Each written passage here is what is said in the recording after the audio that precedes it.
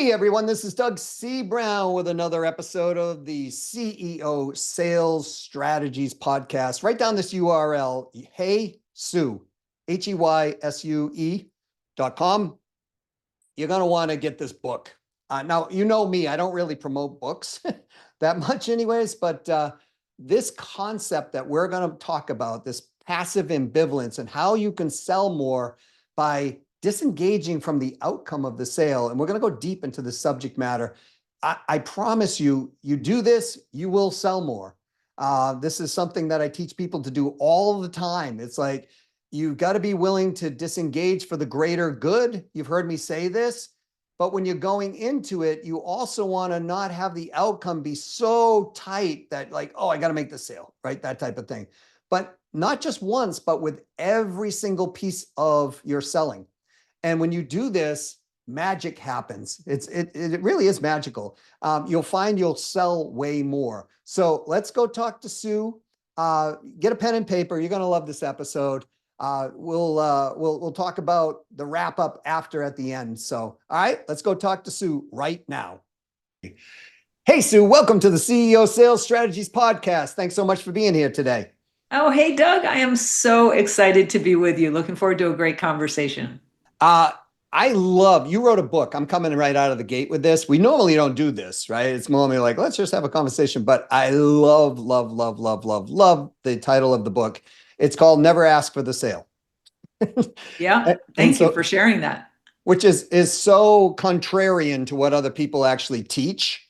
So before we go into it too deep, could you explain what brought the book up? Why the title? Why people should even be like considering this process? Yeah. So thank you for asking, Doug. So a lot of the background that influences me is I spent a long time as an angel investor in startups. And then I was a VC with a fund. The fund still exists, but we're not actively investing for about 12 years now. And I also am an executive coach. So that's exposed me to a wide range, and I'm primarily focused on tech, of seeing founders and sales leaders, which, and in a startup often are the same person, at least for some period of time, trying to sell, whether it's in the context of selling an investment in their startup or selling a product, service, whatever. And it's just been my experience that the conventional ways of selling are completely unappealing to me and most people I know, but I haven't seen great alternatives supplied.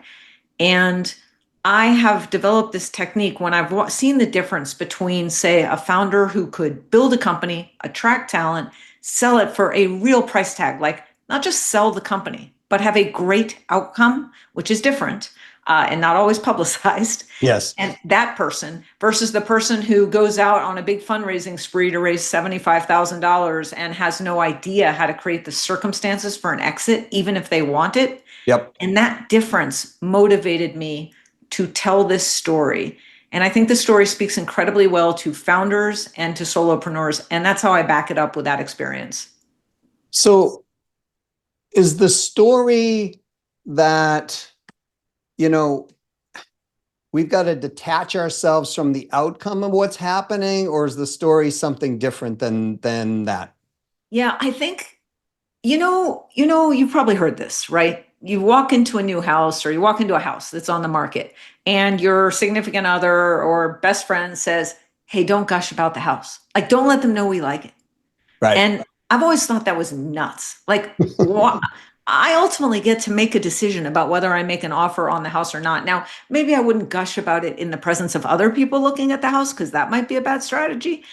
But to my mind, there's nothing wrong with being excited about a house or excited about a customer, or if you're a solopreneur, excited about a new prospective client. And I call that passion. Like everybody would call that passion. Where I draw the line is you can be as excited as you want about an opportunity, as passionate as you want. But if you are not a little bit ambivalent about winning the house or winning the customer or client, you will likely succeed less often in closing a deal that you really want, and you will likely compromise your pricing. And frankly, most of what I see being discussed in the market is people asking for the sale again and again and again. And now AI, I mean, they're asking for the sale even more often. Oh, yeah. And every time that happens to me incrementally on the receiving end, my story is this product becomes less and less valuable to me over time, the more people ask. So, I have two daughters, Sue, and Yeah, they're in their cool. 20s, and I've been teaching them since they were tiny. Right? I've had them in seminars and hanging out with all the great sales leaders, et cetera, Yeah, business CEOs of companies. And so a lot of it's absorbed in. But one of the things I'm teaching them is how to formalize their conversations in a sales process, right? yeah. And so they asked me this interesting question. They said, Dad, well, now they call me Doug. So Doug, when when did you sell the most? And I said, when I didn't care about the outcome of the sale. Yeah, I'm And with you. they said, well, what do you mean by that? You're supposed to, don't you care? I said, I care about solving the problem. I care about getting the person the goal. I care about helping them capitalize on the opportunity. I care about helping them, but I detach and I play win-win. If they are going to win, I will win. If they are going to lose, I will not win, but I won't lose either because I'm doing the right thing by them. Right. And just to take that even further, by the way, I love how you talk about your daughters and other podcasts and how you just did. I really appreciate what you've exposed them to and the relationship you must have that they even listen to you in their 20s. Good for you.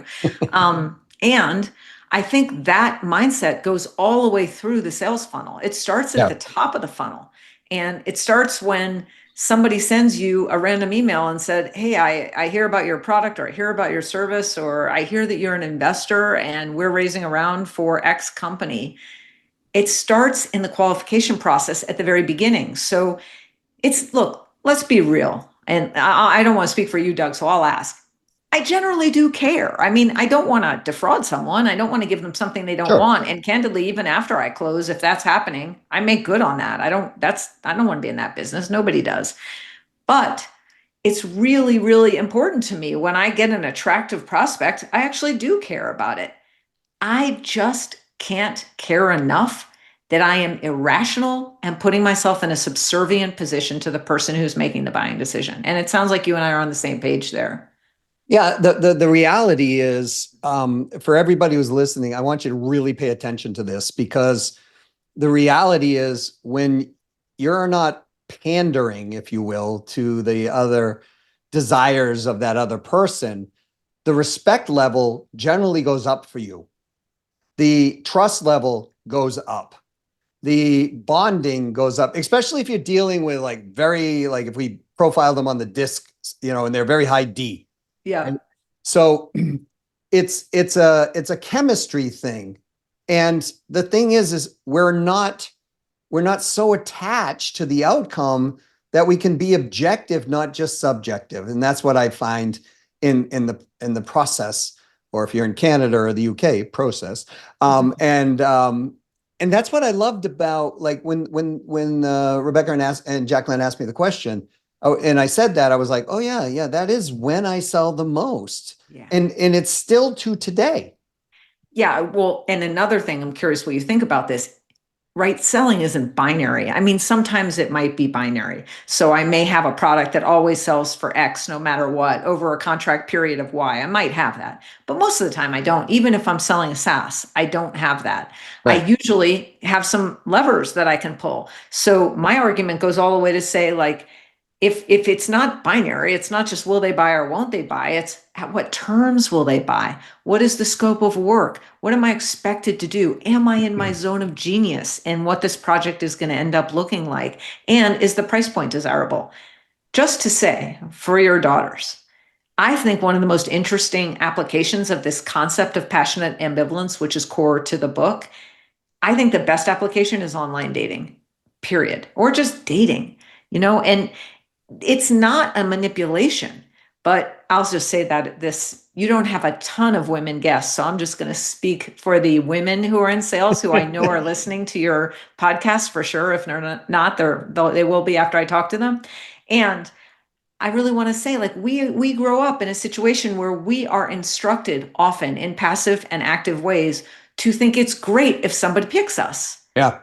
And if we think it's great if somebody picks us and we're in an online dating marketplace, we are setting ourselves up for a suboptimal result. So passionate ambivalence works great. I 100% agree with what you just said, and which is not normal on this podcast. So the reason I agree with you is I've always taught the both of them. I want you to look beyond the initial feeling of the hormonal rush or whatever's going on with all of us. And I want you to look at how are their parents' relationships now that they're in this, age bracket? What are their grandparents? How does the man treat the woman? How does she treat him? Right. And I want you to look at the dynamic of the family, because historically people learn things from their caretakers, whether mom, dad, preacher, teacher, whatever, and they will emulate those who we try to want love from when we're early on, right? Yeah. And so I teach them to be, ambivalent in that capacity and look at the objective facts, because I was watching this movie. I cannot remember this movie, but it made me laugh, this one line. It was like two sisters talking to a friend, and they were like talking about, young men, and the friend said, "Hey, after 30, they all look like this," and she drew like a rounded tummy, She's like, "How can I get to that?" So pick someone kind. Pick someone that you can bond with and that you have longevity with, because the human body all looks the same when they get to a certain age. That's what she was saying. And I was like, that is profound. It's like, I never thought of it that way. But, so when we're looking objectively at the process, and what I really appreciate you saying, because I have this conversation with CEOs all the time, owners all the time, pick the right fit buyer. Yeah, right. Right. So what you were saying is it starts in the beginning, right? In the beginning. And many companies that I've, worked with, consulting with, or, advised, it's like, we look at their lead flow and I'm like, you have a lead. You have a marketing qualified lead. You want your sales team to be closing these, but we need to nurture them up so that at least they're sales qualified. Yes, right. And Right. of course, I mean, it's important to remember, right? MQL and SQL, I understand how much effort people put behind defining those terms for any Mhm. given sales funnel. And it's complicated because Oh, yeah. marketing and sales are always fighting, right? Marketing says all these leads are the most amazing leads that leads have ever, seen. And sales says the leads aren't quite quality enough. And that's a consistent dynamic I'm sure you've seen in companies you've run and companies you've worked with. Yes. And certainly if you are involved in the sales process, like it's your responsibility just for managing your time to ensure qualification and not use blame on others. And I'm thinking about even smaller contexts than even if you have marketing driving the top of the funnel. There are people that I meet that are in, say, smaller startups or even solopreneurs, where they will get an email, it will come across the transom. I saw you on LinkedIn. I saw what you're doing. I'm really interested in talking to you. I'm not trying to sell you anything. And when can we talk? And they will take that call. So this is a different place in the funnel, right? It's a little, it's still pretty much top, but it's not writing a blog and getting a contact form. It's just Right. below that, getting a little bit closer. And my story is I'm going to give that person a little homework, because I can't have them put monetary skin in the game. We're talking about them making a buying decision with me. So I can't achieve that kind of leverage, but I can be sure that when they are looking at me or my company as a resource, that a couple of things have happened. One, they have gone out and found out some reasons why I or we might be the right fit. And two, after they've done that homework, I will ask the question, how many companies are you talking to about this project? If it is three or if it is four or more, I think it's probably not worth our time to talk about this, to working with you. And when you talk to a typical sales trained person and you say, we are going to turn down that phone call, which is maybe not something you do right out of college, right? Maybe you're doing more calls as a BDR and SDR. But later on in your career, if you are taking those phone calls without further qualification and not being passionately ambivalent about them, it's just a misuse of your time. B, it undermines your brand. And C, it destroys your price points, in my view. It absolutely will, especially on the price points, because the positioning's off. And this is where, people who want to command higher fees, higher value, higher price points in in anything that they sell, it's all about the perception of the perceived value of the other person, not about ours, right? So I teach people all the time, if this is not the right fit, you disengage first. Yeah, that's great. I love that. I learned this from a friend of mine growing up. His name was, still is, Steve. If you're hearing this, hi, Steve Noda Giacomo. And Steve and I, we went into the military at the same time. And he went into the Marine Corps. I went in the Army. We got out for Christmas break and we came home. And we met. And, you've been locked up in basic training for, say, whatever, 8 weeks or whatever. What do you want to do? You want to go out. You want to find someone to talk to, find a gal, really, when you're there. So we ended up at this local place that, we were at, called Michael's, at Michael's Harborside in Newburyport, Massachusetts. Yep. And nice place. And we're like just having fun talking, doing all this. And Steve walks up to this gal he's interested in, and he said, "Hey, my name's Steve. I'd like to, see if we can have a conversation to get to know one another better." And she looked at him and said, "Drop dead, loser." Right? Wow. Okay. And Steve did this. He looked at her and he said, "I want to thank you for not wasting my time." Uh, And she said, what do you mean?" And he said, "I want to thank you for not wasting my time with someone like you." wow. And He's quick. yeah. He's quick, that Steve. and so what did she do? She responded to it like, because she wasn't expecting that. So it was like, "Well, what do you mean?" He said, "Listen, I'm in the United States Marine Corps. I put my life on the line every single day to protect people like you. So why would I want to spend time with someone like you who's rude and indignant to someone who's protecting your life, et cetera, right?" And he just like shortcutted it. They ended up together. Of course. And right? And so I was like, wow, that was really smart. He disengaged from the process, from the outcome. He was ambivalent about the outcome, and he was going to speak his mind and hold his own respect in that conversation versus being shot down, right? That's a great story, Doug. Thanks for sharing that. Thank you. Yeah. I pull from my life a lot too, because it's, all the circumstances that I've seen. And, what you're talking about is not releasing a sale over empathy, let's say, right? What you're talking about is being disengaged from the outcome for the buyer's benefit. Yes, it's for the buyer's benefit, but it's also for your benefit. So you are an age, I think, where you will remember. Do you remember when jeans became a luxury item? Do you remember that day? Oh, absolutely. I was selling them over to Russia for $50 a pair. Okay, you remember. So there were times, just for anyone listening who's under 40, there were times when jeans cost, $30. And you didn't have to go to Target. Like, jeans everywhere cost $30. $30. And then one day you woke up and there were 7 for all mankind jeans, and they cost $175 at retail. And this literally, my story is this happened overnight. And I went around my office. I had an office where a lot of young people were working, and I knew what these young people were making, right? They were entry-level people in digital marketing. I knew what they were making, not that much.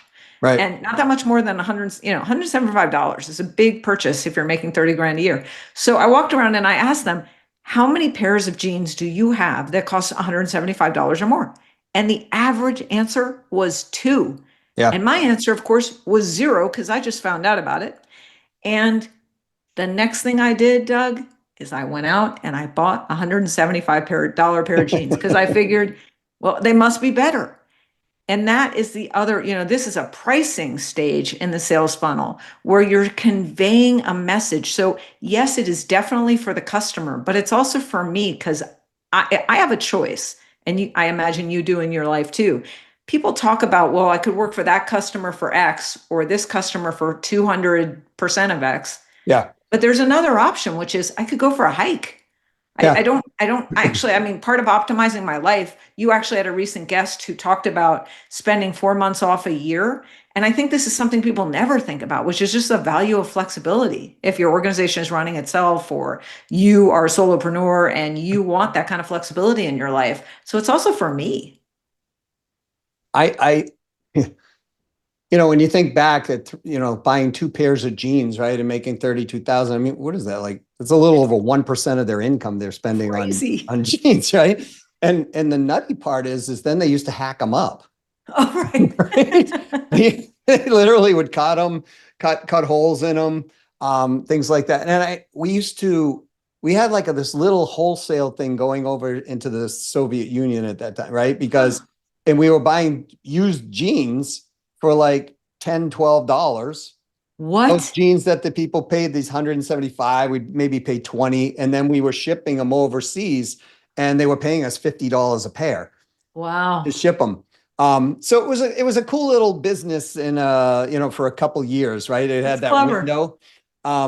And but people, and going back to what you're saying, it's the value perception, right? Yes. Everybody's doing it. My gosh, they went out and bought a pair of jeans. It's an excellent story. And that's what people don't look at because they don't look at the right fit buyer. So they don't know how to position that value. That's what I find. That's definitely true. And I mean, I think it's important. I'm curious if you have a different view of this, but it's important to say that this can change over time. Like if it's day one of your company and you're marketing a new software product, you had somebody from Vidyard on, and it's day one of Vidyard, and they're marketing video as an element of a sales cycle for on a B2B path.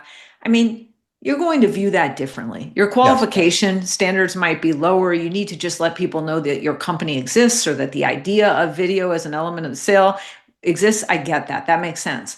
But over time, your goal should be further refinement so that what you're really paying attention to is conversion, of course, Yes.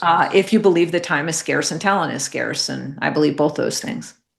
Well, they're definitely scarce and they're limited. Yeah. Right?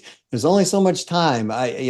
And what I love about our conversation, Sue, is what we're talking about is not just a business strategy, it's a positioning strategy for life. It's about quality of life, Yeah. really, when we That's a come great down point. to it. And I know you're 29 and I'm not, but it's so funny little story. My mom one time to me, I was about 12 years old, and Yeah. my mom was always teaching me when I was little, like how to act with a lady, right? She's like, you always hold the door open. If it's raining, you lay your coat down. Like I was taught that way, right? And Wow. you get out of the car first if it's raining, pull the umbrella and hold it over her head and open the door, and you make sure, like, you get wet, it's your problem, don't worry about it, right? She was that way. And I was just getting to that teenage year, and I remember I was downtown in Newburyport, and I looked across the street and I said, "Mom, how old do you think that lady is?" Because she looked older to me.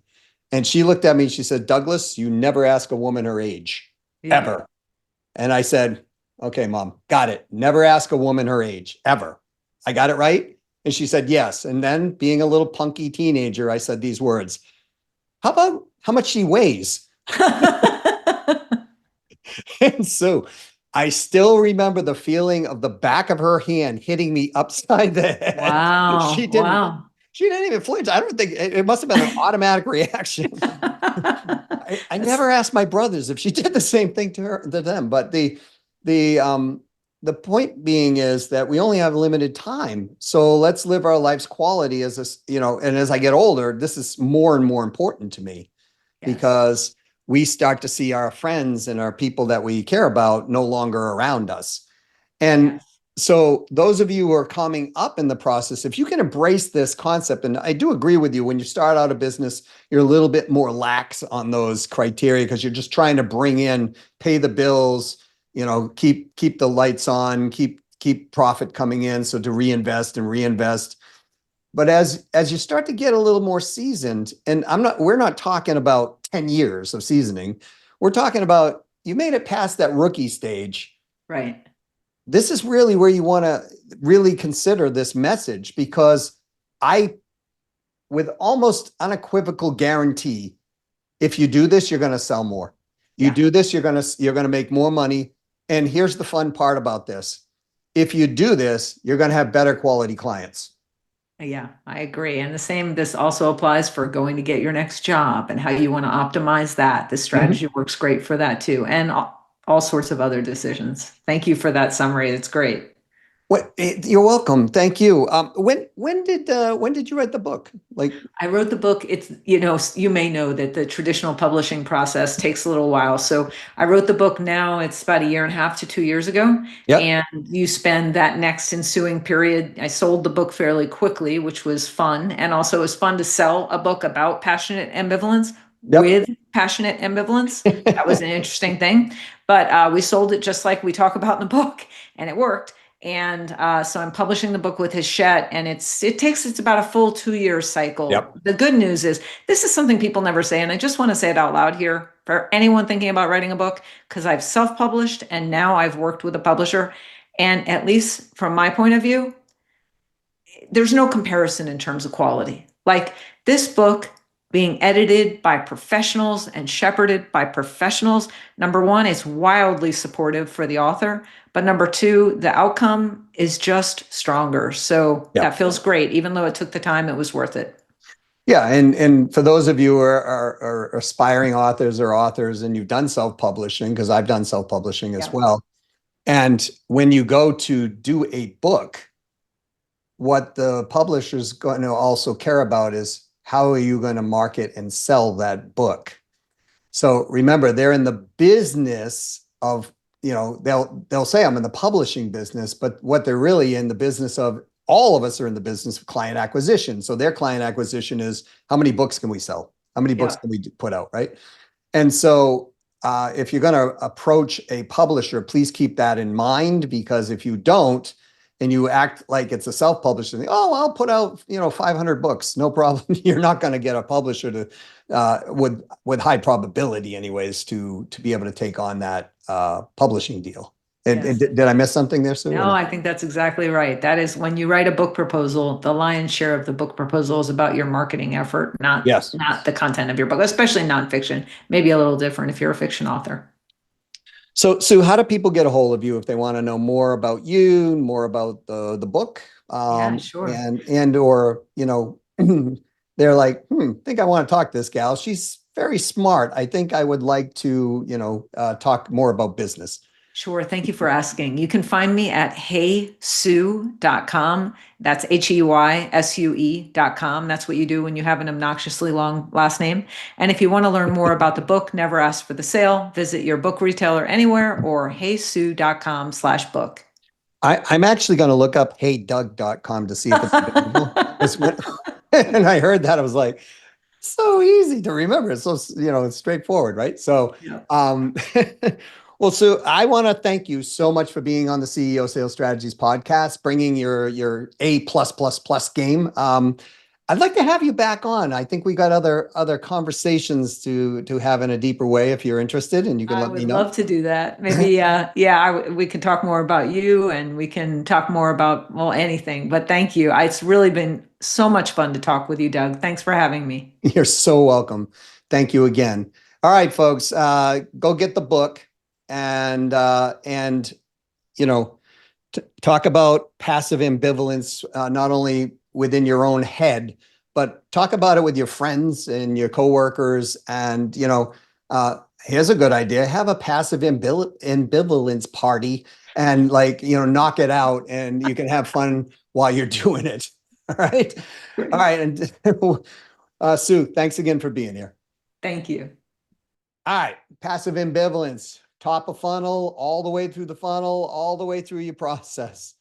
It never ceases to amaze me that when I'm in perfect practice of that, I sell more.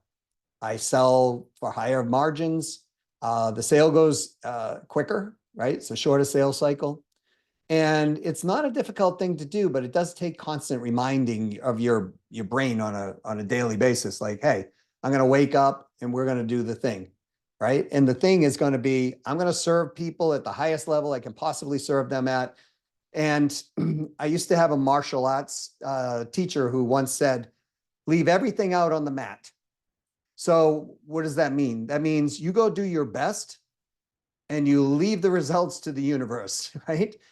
Of course, you've got to do your part. You can't just show up and go out on the mat and do nothing. You're going to get pinned or hurt, quite frankly. But when you go out and do your best and you're playing win-win in selling, you're leaving it all out on the mat. The outcome is left to the interactions that you've been having. There's something magical in that process where you're like, they can sense it on the other side, that you're not trying to wrangle them in, that you're not trying to be, slick Willy, sales type people. And that magic plays out in the terms of better quality clients, higher value, higher dollar value per client, better referrals, extended client relationships like buying frequency. And Sue was illustrating this, I think, like a master, right? So go back and listen to this over and over. And if you want, go get the book. And I would study this subject because this is something that some people might consider, well, that's a soft skill, right? But it's okay. Soft skills work too. Remember, universities would never put sales in as a degree because they said that's a soft skill, right? And they still argue, some of them, about that whole process. But I mean, think about it. Nothing moves unless somebody sells it, right? Nothing moves unless somebody sells it. So if you like this episode, I'm going to ask a favor. Please go up and give this a review. I know it takes a few minutes. I'd be forever grateful in doing that. If you want to reach out to Sue, just go to heysue.com. You want to reach out to me, you can certainly do so. Just email me at doug@ceosalesstrategies.com, and we'll have an amazing conversation on and around. If you're looking to create predictable revenue in your business, if you're selling and you want to add an extra 100K to your income over the next 12 months, reach out to me. Let me know. If you're looking for opportunities, reach out to us and we'll be happy to help you. Until next time, this is Doug C. Brown with the CEO Sales Strategies Podcast saying this: go out and sell something. Go out and sell a lot of it. Play win-win-win. Practice passive ambivalence in the process. Hold your margins because you're going to convey value that the buyer perceives valuable, not just what you perceive valuable. It could be one and the same, and you're going to make somebody's day happy. Your day, their day, and someone else. That's win-win-win. Until next time, to your success.